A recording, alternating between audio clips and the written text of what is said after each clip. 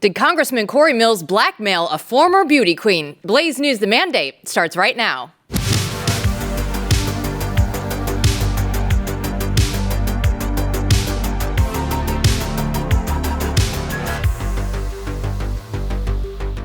Welcome in, everyone. I'm Jill Savage, joined by Editor-in-Chief Matthew Peterson in his last day in Gavin Newsom territory.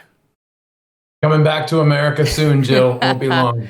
Yes, you are. Well, we had quite the eventful night last night, Matt. I think that it's time to let the Mandate audience in on what we have known for at least a little while now, because there is so much going on with a story that you might have seen, because there's a lot of people that are picking this up. So there's a restraining order that has been filed against Congressman Cory Mills, and it's placed into spotlight one of his previous relationships. So I'm going to take you through how we got there. And then, Matt, I would love for you to give the overview of the big picture of this story. So one night I got a message that says, hey, somebody wants to talk to you. We exchanged phone numbers. And then the next morning I got a call from Lindsey Langston. And she is the Columbia County GOP state committee chairwoman. And she's also the reigning Miss United States. And so you say, okay, well, how does this come into play?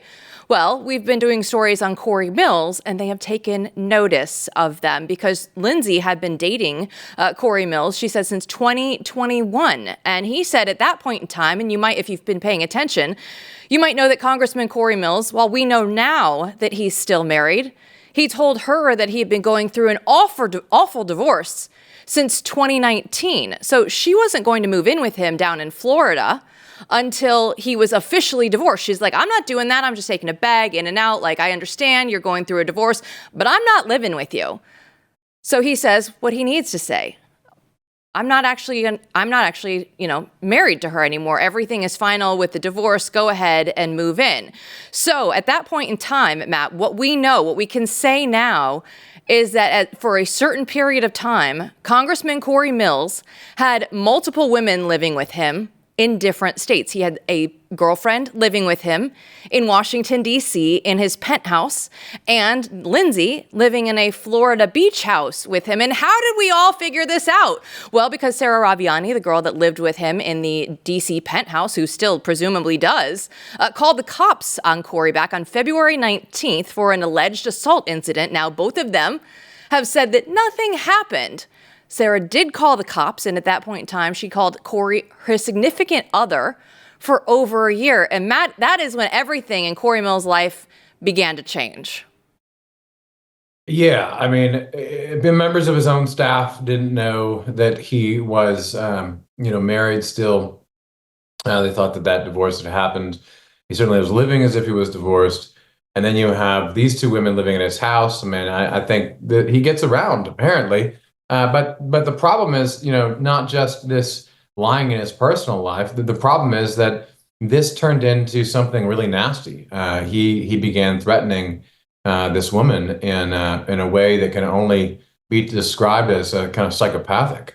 Yeah, so he went through and allegedly threatened to share some explicit videos with any future romantic partners that she had. So they broke up, obviously, in February. When you hear about the other girl that's living with him, she's like, I don't want to be a part of any of this. Please leave me alone. She has said over and over in several texts. So she went and filed a police report in July because things continued to escalate from Cory to her in a series of messages. All of these are going to be on Twitter, on Instagram DMs, and through text messages. So I will say Anthony Sabatini put out some of the text messages on X earlier today. Blaze has these texts. These have all been shared with us, as well as videos of her scrolling through the messages. So you can tell that they're actually real. They're not just made up. But let's go ahead and get into some of them because the details do matter. Cory was saying to Lindsey that you want to be or date with somebody else, be my guest. But they need to know well in advance that if we cross paths, I don't care. This this week, this month, this decade,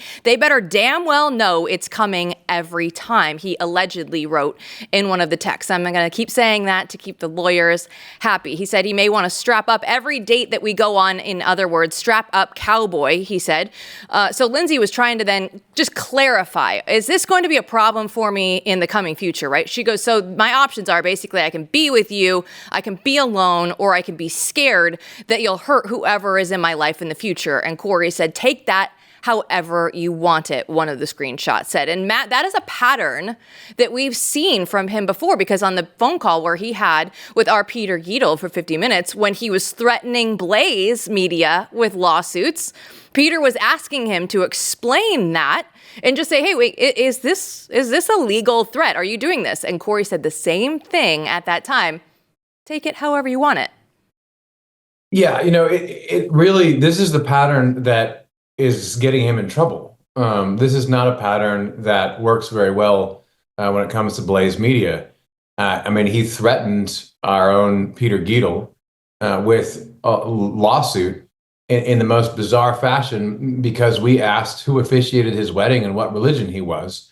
We sent that to his comms person, and then he ran on a rant for 15 minutes and swore at our reporter and threatened us with legal, that we were going to write a hit piece. And enjoy your hit piece, he said. This is not professional behavior. It's not the behavior of someone who's in the right. And this is getting him in a lot of trouble. So the pattern, though, is that he's been able to threaten a lot of people and get away with God knows what over time, and people just don't want to deal with it. And so they let him bully them, apparently. But thank God in this case that Lindsey reached out to you and some others, and she was brave enough to go to the police, because this is a felony in Florida. You can't threaten people, with intimate videos. You can't threaten someone if she dates anyone else. You're gonna blackmail her with these videos. That's a felony in the state of Florida. So this will be investigated, and we'll see how the authorities come down, but he's in a lot of trouble right now. Yeah, and a Florida lawyer that we talked to said the exact same thing. And just to get through the rest of these texts, he says, give me his number, I can send him the videos, take care. And then he rounds it out with, I can send him a few videos of you as well. Oh, I still have them. And that is terrible for a sitting congressman to be going out there and representing his district in that way, Matt. But it always gets worse with Cory. Somehow it always even surpasses just all of these. So we have the terrible text messages that we've been going over, but also in the conversations with Langston, we also learned that she told me on the phone that Congressman Cory Mills has accepted large sums of money. She witnessed him. There was somebody at the Florida House that came over with a large bag full of cash. There was another instance where they were at a steakhouse in Washington, D.C., and there was no business that was being said at this steakhouse in D.C., but Cory left with a bag full of cash, and the two other men that were there with them at that steakhouse were members of the Paysom North Canada Incorporation. So Cory's trying to go out there and tell us he doesn't work for his company. He's put this in a blind trust. Well, it was 4 years ago. I can't remember if I'm divested or put into a blind trust. My millions of dollars that I have in business with my international arms company, Matt. But now we're being told that Cory Mills has accepted large sums of money in cash bags multiple times. Yeah, and look, we don't know exactly what's going on with that, but there's no reason in my mind to doubt this firsthand account of receiving bags of cash. And, in the year of our Lord 2025, when a congressman receives bags of cash, it's usually not a good sign. It's usually not a good sign. And the context here, of course, is that, yes, he said, maybe I'm divested in one company and, I have a blind trust in another. I don't remember. I mean, he said all this to us when asked about, what does he do when he's sitting on committees related to foreign affairs, et cetera. And he's got an international arms company, and then he's going out and having private meetings, throughout the world and in the Middle East with foreign dignitaries. And it could be perfectly legitimate, right, to own a company. That's not a crime. But you want to know where someone who runs an international arms company, you want to know how that operates. And then he also told us that, no, I don't accept any money from my company. I'm not in charge of anything in my company, like you said. And so to hear that he's taking bags of cash from people from his company at restaurants or being delivered to his house is somewhat interesting, maybe even alarming. And then you put together the fact that he's got a lot of, I think a lot of millions, tens of millions of dollars that he owes in that company, where they're underwater, or at least they're taking on serious loans. And then you have the fact that he couldn't pay his rent, $15,000, $20,000 a month, as everyone in DC knows now after those articles came out. So something is going on here, and it's not good. And it just keeps on getting worse and worse and worse and worse. And the guy keeps digging his own hole. So that is all up at theblaze.com right now. You can go read that article. And we reached out for comment for Cory Mills, and he didn't reply to us, but he did reply to a Politico story that came out where they kind of rehashed our article. So we should at least include his reply here. He said, "We have not been made aware of any reports or allegations from law enforcement or the alleged complaint," Mills said. "These claims are false and misrepresent the nature of my interactions. I have always conducted myself with integrity, both personally and in service to Florida's 7th District." He went on to say to Politico that he believes that Anthony Sabatini is weaponizing the legal system to launch a political attack. As far as the last part, I can say that is absolutely not true, that Lindsey Langston, we know herself, just happened to reach out to Anthony Sabatini. It's somebody that she has known in her life for a very long time. Her and her family have known the Sabatinis for years. And so just reached out to him and just asked him, for his advice at first, eventually brought him on as a lawyer. I don't believe that he's still serving in that role for her, but was at least for a certain period of time in all of this. And look, I've known Sabatini for some years. He was a political opponent in a Republican primary race against Cory Mills and lost to Cory Mills in that primary race, where Mills dropped in and spent a lot of his own money. Where that money came from is, I believe, still under investigation. But Sabatini was in this case someone who she did reach out to organically, and he helped her for a period of time, and I don't think he's representing her now because of the obvious conflict. So the big picture here, though, Jill, is that you don't even know where to begin in telling the story with this guy because there's so many odd things about it. I mean, it's a fascinating example of Congress gone wrong in 2025, that we have someone who's making these weird trips through the Hezbollah-controlled desert without any security, which means he must have had the approval of Hezbollah after privately meeting with the Syrian president, who until 5 seconds ago was considered a terrorist by our government.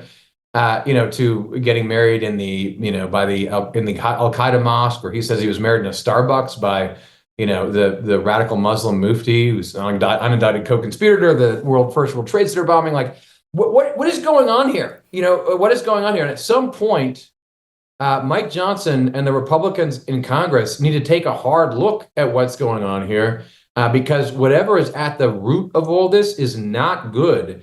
And this guy just continues to, again, dig his own hole.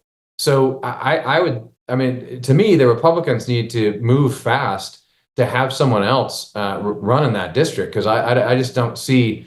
I know too much about the story and the great work you've been doing and Steve Baker's been doing. They got to do something about this because this is a mess. Yeah, Langston reached out to the Columbia County Sheriff's Office on July 14th. A week later, that went up to the FDLE, the Florida Department of Law Enforcement. So we know that they have it. Now we're just waiting to see what they do with this. So we will keep you all up to date. And Matt gave us a very quick synopsis of the curious story of Cory Mills. We'll get into more of that. If you're just joining us, if this is the first that you've heard of this, we'll go through a little bit more of the backstory and have the update from our story today with the response with Lindsey Langston and what Cory Mills' reply was last night, and all of that right after this.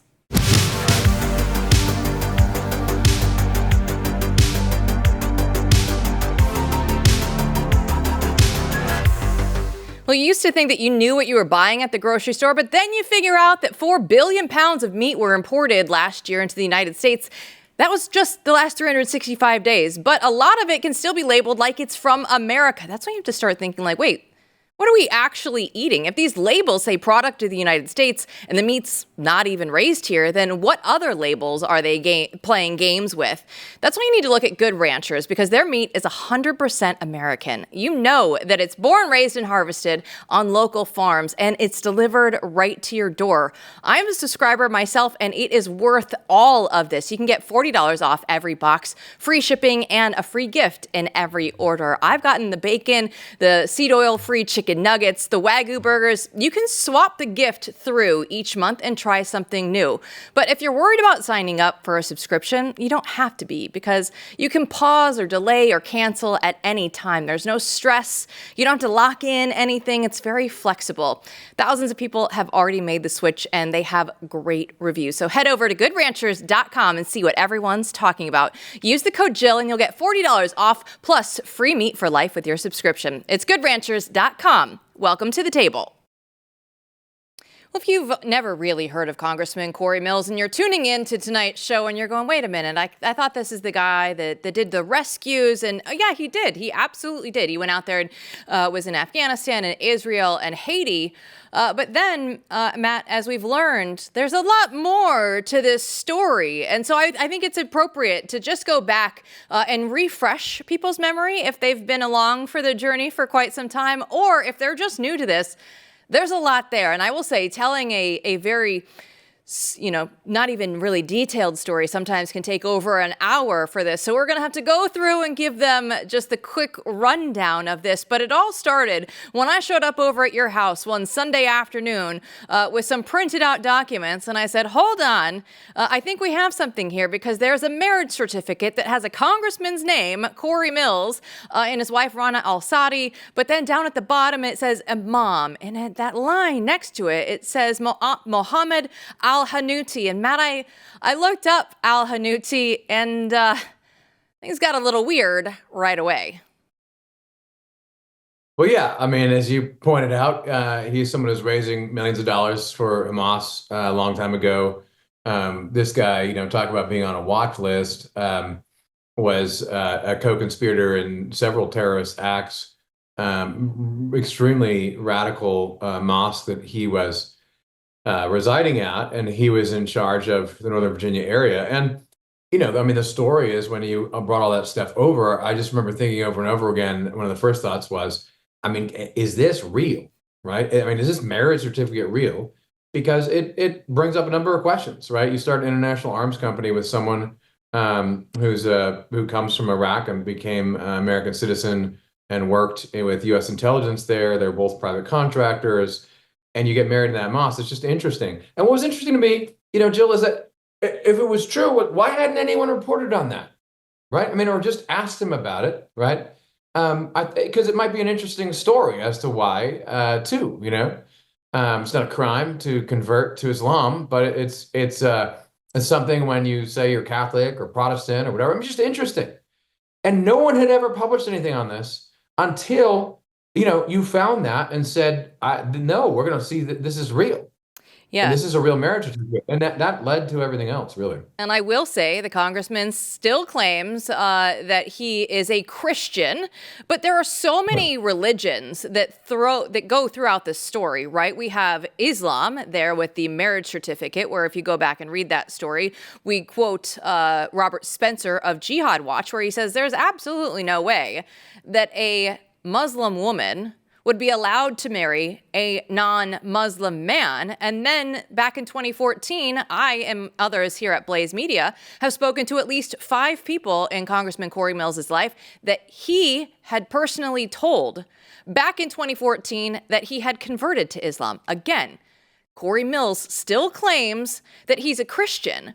But even within that, Matt, there are still some questions, because he goes through and he tells people that he's Catholic. He had a rosary tattooed on his arm. But then he tells people that, it's Protestant. It's Word of Faith. He launched his campaign back in 2021 out of these Word of Faith pastors' living room. It's Steve and Cheryl Ingram. Well, okay, then you can go through and you can add the Jehovah's Witnesses in there. That's his grandfather that he was adopted by, that he said he raised him. That he was a devout Jehovah's Witness, and he's now claiming that he went to Catholic school growing up. There are so many religions, Matt. You can see why we would just reach out and say, I'm sorry, can you clarify this for us? We just need to know what you are. The Congressman Mills has a problem clarifying anything, because when he opens his mouth, he says things and they sound pretty good at first blush, but then you start digging into it, and it's always complicated with this guy. It's always exaggerated, or there's something to question, and it's just very odd. I mean, the fact pattern here is red flag city. So, it's not just he had a Protestant pastor. He launched the campaign. He called them his spiritual advisor. A married couple who were Protestant pastors. So look, this is a very curious story, but it does begin with the marriage certificate, which is eyebrow raising. But as I said, there might be all kinds of good reasons that he got married this way by a radical Islamist. He says he didn't know, and he just had to do it, sort of go through the motions so that his wife could go back as a married woman recognized by Islamic law and be safe in Iraq. Okay, maybe, but the problem is, every step of the way as we work through this, you get more questions. And the next step was to look at his track record when he was in the military and when he was a private contractor, which you did, and you talked to a lot of those same people, a bunch of people who knew him then, and they presented some very troubling information. Yeah, and he was going through telling people that he was an Army Ranger, that he was a sniper, and everybody's like, absolutely not. He was never any of these things, because when real Rangers showed up at the next city that they went to in Iraq, when they were working with the group of Dying Corps, that was just who he was working for overseas for quite some time, for about 5 years. And they said, no, Cory, you're not an Army Ranger. And you know what? If you were a sniper, you would know the language that we speak. You wouldn't have to go through and do all these calculations out there. You should just know these things in your head. So if you're one of these guys, if you're a tier 1 guy, it's very easy for you to spot another, because they just have that language amongst them. But then it got to the point where he was claiming in campaign ad commercials, and this is where it gets really interesting, that he says he was blown up twice overseas, Matt. We talked to his guys, and Cory himself confirmed to our Peter Giedel on the phone, our reporter, that he was not blown up twice over in Iraq. He was in one of the IED explosions, and he got a concussion. But then his guys were like, he was absolutely not in the second one. And Cory said, yeah, no, I wasn't in there. My SUV was actually still just around the corner. So this is a problem when you're going through and you're trying to capitalize off of something that didn't happen. Yeah, and I mean, I just found all these sources and all these people you talked to very, they had a lot of credit with me. They seemed very trustworthy, because they were just a lot of veterans who, a lot of veterans are sick and tired of people exaggerating their record, and politicians do this all the time. And they all felt in this case that this was egregious. He had embellished his record. The way he talked about it was at best, highly exaggerated. What he said in his campaign ad just seems to be straight up false, even by his own admission. And so, we were looking at this. We were looking at the strangeness of the marriage and a number of other things. And that's when his response was to call us up. And all we had asked, as I said earlier, was about, who officiated your wedding and what religion you are. But this 50-minute tirade, that's where I knew this wasn't anything that I was going to let go. You probably already knew you weren't going to let it go, and Peter thought the same. This guy called up and threatened our reporters, again, with lawsuits. Like, what are you talking about? And that just shows, that says to me, we got to investigate a lot more, not just for, getting back at him because he threatened us, and people threaten us all the time, but because it was so odd, it suggests that there's something more there. So the stolen valor stuff is troubling, but then after that, even more troubling is the fact that there was an FBI agent who all these ex-military guys who are saying, hey, his record doesn't hold up, he's lying about his military and contracting career.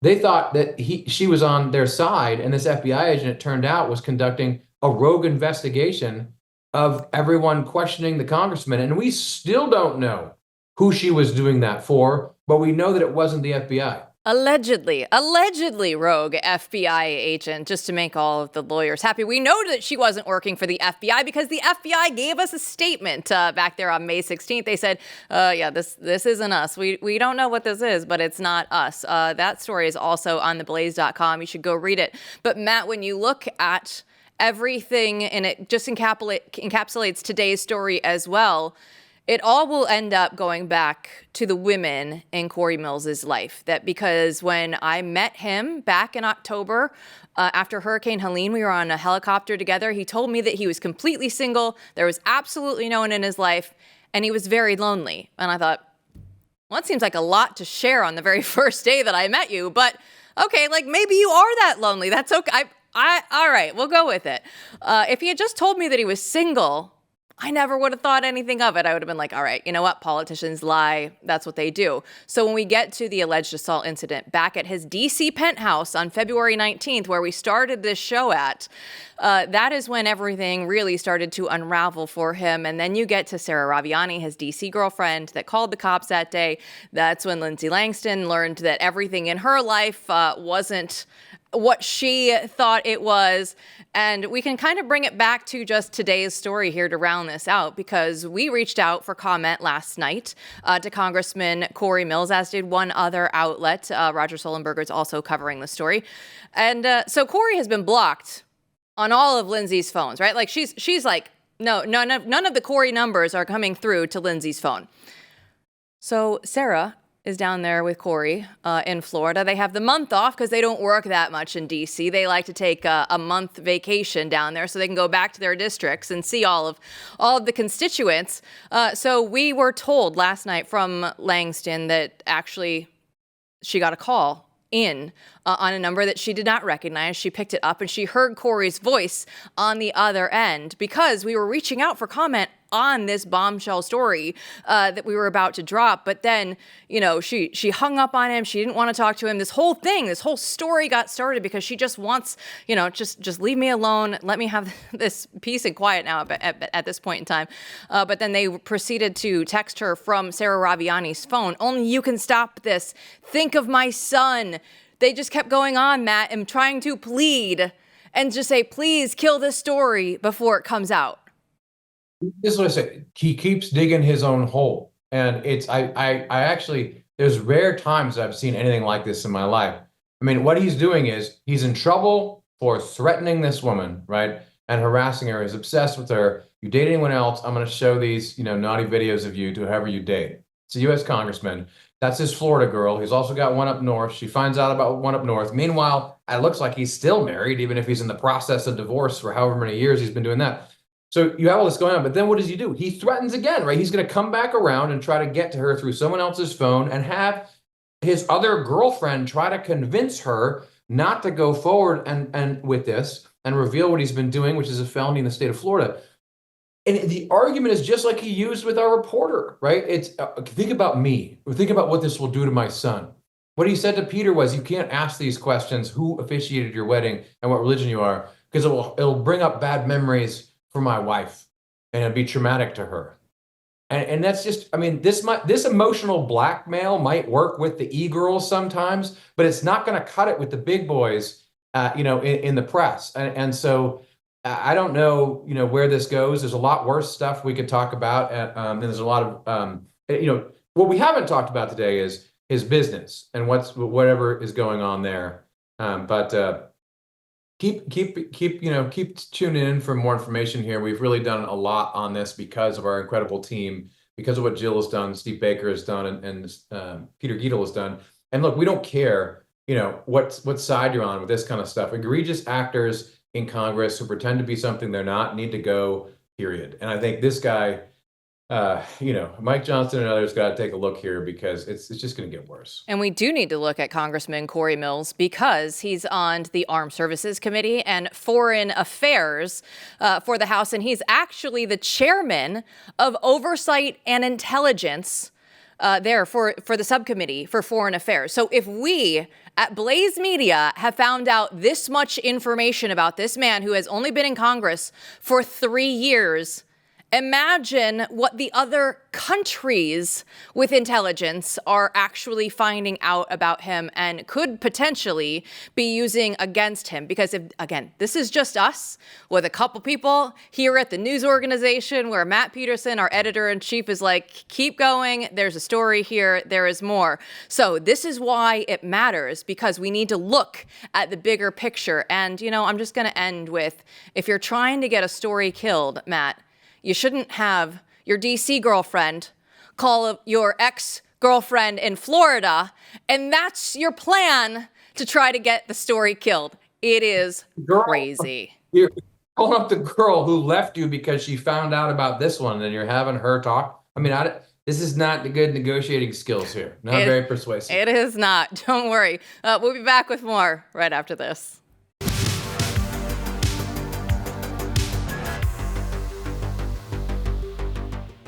Well, I have to tell you about The Cover-Up on Blaze TV. If you haven't been watching this, you've actually missed something pretty good. It's a docuseries that lays out how government and public health agencies lied to you during COVID. They have all the origins of the virus, the lockdown, the vaccine narrative that we all know, and actually how big tech went through and helped cover it all up. It's not about public health with them. It was all information warfare. So if you missed the first 4 episodes, you can go through and binge them right now. Episode 5 just dropped, and it's explosive. It's called Muckraker, and it breaks down the pandemic industrial complex. It shows all the usual characters, all the Fauci, Birx, all the government bureaucrats. They work together with the social media platforms to silence the truth. And it's not just censorship.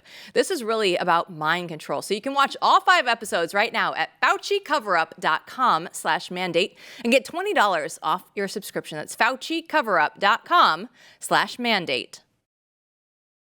Secretary of Defense Pete Hegseth is helping ensure that Americans understand the full complexity of our nation as he works to remedy the desecrations from previous administrations. So for more, let's go ahead and bring in Will Thibeau. He's the director of the American Military Project at the Claremont Institute. So Will, thanks so much for joining us. There's a story out there, right? There's this famous sculpture. It's Moses Ezekiel. It's going back to Arlington Cemetery. So we see this. Pete Hegseth has made a big deal about this. So what are we going through when we look at all of the things that we're undoing from the Biden administration? What does it say about the guys in charge right now?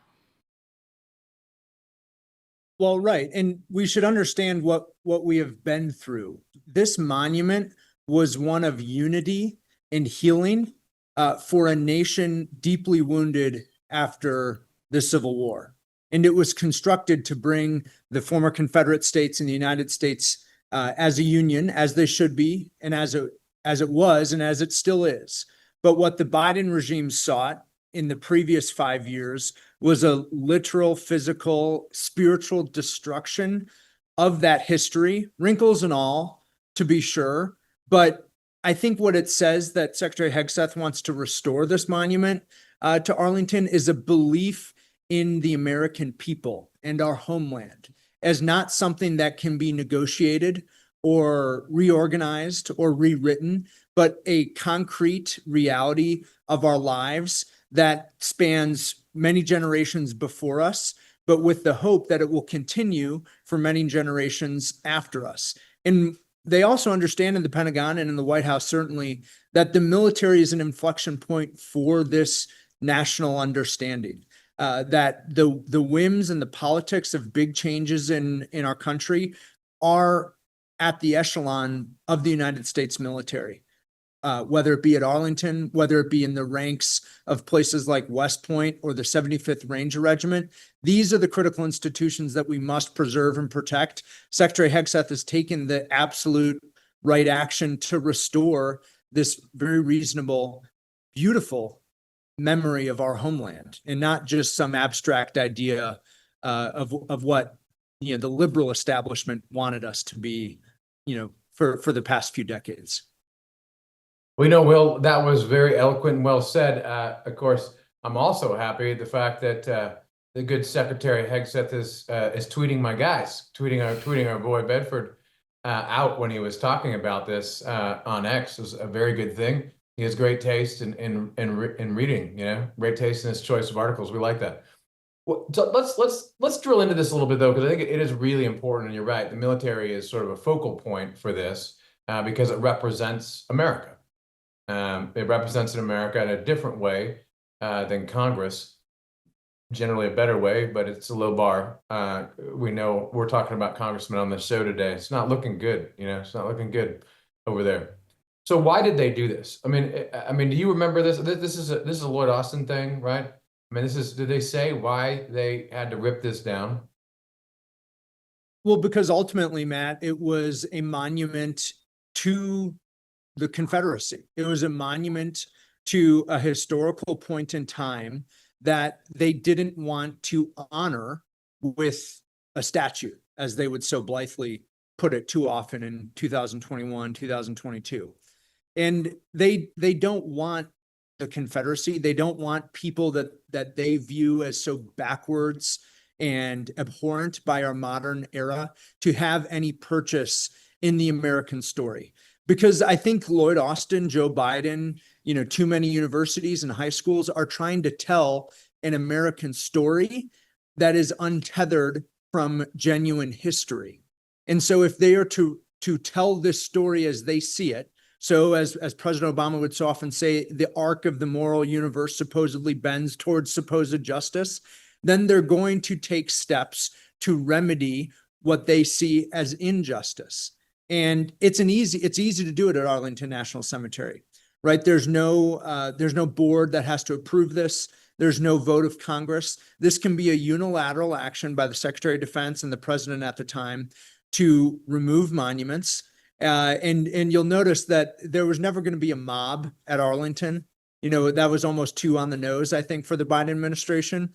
But they were able to use this mob-like justice of, again, this liberal regime to remove the monument without chaos, without explicit chaos that you could put on the news. And so I think for many, unlike us who were kind of tuned into this, for many it slipped under the radar. But to me, this was as disastrous of a move by the Biden administration than any mob or riot that tore down statues of Columbus or Junipero Serra. As abhorrent as those were, this was an acknowledgement of unity at a time when it seemed like such unity wasn't possible for the United States of America. And I think it's a realization when Lloyd Austin removed this monument that they didn't want unity. They wanted power and victory for their regime, and that's what they sought. But that's what we're going to stop. That's what Secretary Hegseth is stopping by remedying this wrong today. They went through, and of course, you said all the lefties, they were trying to take down all the statues all over the country. And they were also, Will, trying to go through and make sure that the military didn't look very cool anymore. And I will tell you, this staff right now in place is trying to make it look good. The Department of Defense just dropped this video earlier this week. You will feel fatigue. You will feel fear. You will feel happiness. You will feel regret. You will feel sadness. At the end of the day, you will continue to breathe fire.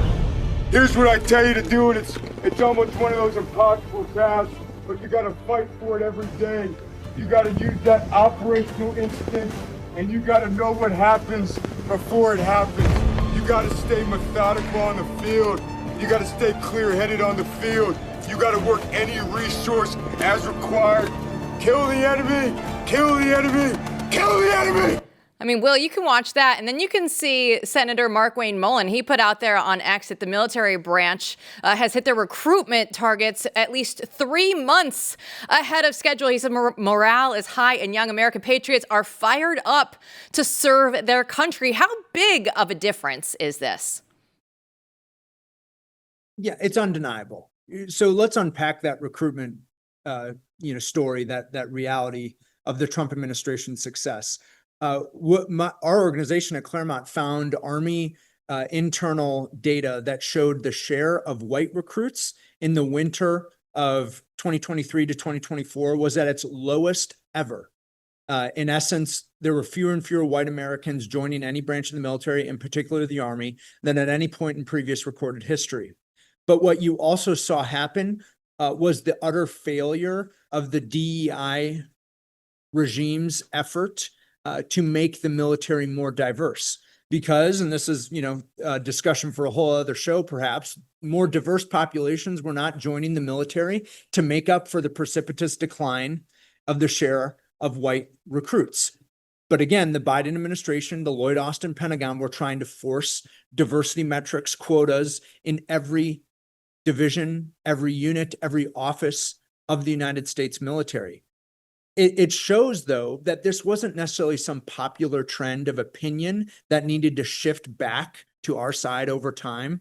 The recruiting crisis of the Biden administration was anti-white discrimination happening as intended, right? There were quotas, again, from any institution to an ROTC program to the Pentagon writ large, that demanded proportional racial representation in every subdivision of an organization in the military. This was catastrophic for the military. We stopped recruiting white men, young white men in particular, who wanted to sign up and serve their country. Because, I'll tell you, Joe, like watching that commercial, that sends goosebumps throughout me. It sends a chill down my spine, because that's why I joined the Army, back in the day. That's why I, woke up so excited to deploy and work, even though, frankly, the causes were, I think, questionable at best. But I was there with my brothers, putting everything on the line so they would be okay and we would be victorious together. That is, I think that is something that is a mission that, harnesses the spirit of any man, any reasonable American man. It's why we want to serve. And then it is the responsibility of political leaders in the Pentagon, elected members of Congress, to properly harness that motivation, that vigor for righteous ends. It is truly an enduring project to do that. But the Biden administration missed that entire equation, because they wanted the military to be a tool of social experimentation so it could look like the nation writ large, regardless of the lethal effects that it would have for a more diverse but less ready military that we've seen for too many years before President Trump took his oath of office in January of this year. Will Thibeau, we're going to have to leave it at that. That was so well said. We ran out of time. We'll definitely have to have you back on, because I love actually going through and having a little up, something good, something to make you feel good. Matt, one last comment? No, I'll leave it at that. I think you're right. I mean, the turnaround is so sudden, it's stark, and it tells us a lot about what the problem was and what the solution is. Will Thibeau, thanks for having me, guys. We'll see you again soon. Don't go anywhere. We'll be back with your replies to finish out the show right after this.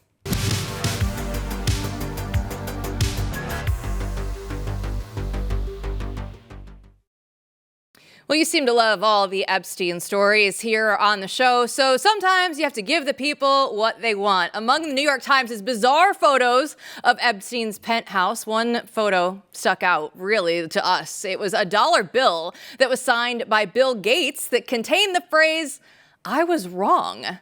So I posed this question on X. What do you think Bill Gates was wrong about? TC starts us off and says, likely lost a bet with the Trading Places image. It's Eddie Murphy, Dan Aykroyd, that famous scene where Mortimer and Randolph Duke place a bet for $1 that they can ruin a good man's life, Matt. I mean, it's good a guess as any, classic comedy, maybe reference to that would make sense. I kind of feel like, though, both those men ruined many people's lives, not just one. Yeah, so let's go ahead and get to Harris, who says that I was wrong. Nothing beats the mandate on Blaze TV. So we'll definitely take that one, Harris. That's great, but I have some bad news for you. I don't think Bill Gates was watching. I don't think that he is watching, but he should be, because if you want any stories on a corrupt congressman that's on the right, apparently Blaze TV is the only place to get them. Matt, why are we the only ones that are going out here sharing this story? Yeah, I think that the Mills story is important to me because I'm just well aware that most media networks, they'll go after the big dogs on the other side, right? Like the lefties will go after Trump, but not that much far beneath that, because they want the clicks and you want the names of the people in there. We might go after, some big name Democrats usually. But the problem is there's a lot of just people in Congress and people in government who are egregious liars and bad faith actors. And we have to question them a lot more than we do. And some of those stories are interesting in themselves, and I'm a believer in that. And this isn't just about clickbait. This is actually about serving the American people, serving the audience with the truth. And we have to get these people whipped into shape. We cannot have a movement, a MAGA Maha movement, where you just go along as long as everyone votes the right way without looking under some rocks. And that's why, we'll look at the Mills story. We'll keep looking at that one because there's a lot more there. It's ridiculous that no one else was asking these questions. I mean, it really bothers me, Jill. It really bothers me that we do not have, for whatever reason, some of it's resources, some of it's just mindset. We do not question these people more often and do more due diligence and investigation, because what that allows, when you do not have the threat, the stick of investigation, even on your own side, is it allows corruption to foster. When I used to look at this 20, 25 years ago in Los Angeles County, in those cities, I knew right away if there was no press that was covering a city, it hardly ever showed up. It's like, I know what's under the rock before I turn it over, because it's been sitting there a long time, and the corruption starts to fester. So we're going to do a lot more of this, and I'm excited and happy to do it, because it really is a system in which there's so much corruption that can be exposed, and I know people are interested in how that works so that we can reform it and we can make things better. I know that when we put out the story about him being married by the radical mufti, that went all over DC. People were talking about that one. The rent story, where he owed $85,000 in back rent, where he was being sued to be evicted out of his current DC penthouse that cost $21,000 a month. Apparently, that has been paid in full. Couldn't pay it before, but then somehow finds the money and gets that one thrown out. There are all these stories that pique people's interests, but now, Matt, that people know about some of these, now you're going to get the rest of them, and the business stuff will start to come out a little bit more, and there's much more. We always say it, but there's always so much more to this story. Oh yeah, I mean, this guy's the gift that keeps on giving. It's a wild story. It's a wild life, and he's just a wild guy. And hey, I mean, he probably paid his rent. I wonder if he paid with one of the bags of cash. I don't know, but apparently people are showing up giving him bags of cash from his company. So an odd way to do business, an odd way to do business. That's one way of going about life, but I will say you are absolutely correct. This is the gift that keeps on giving, and I wouldn't believe it, Matt, if I wasn't covering this myself, talking to all of these people, learning these stories. I'd be like, at some point, we can't be talking about the same man. There's no way. But we are. Yeah, I mean, it's a wild and crazy one. I've never seen anything like it, and we're just going to keep covering it, because again, there's a lot more there. You just keep on, pull over the rock and start digging.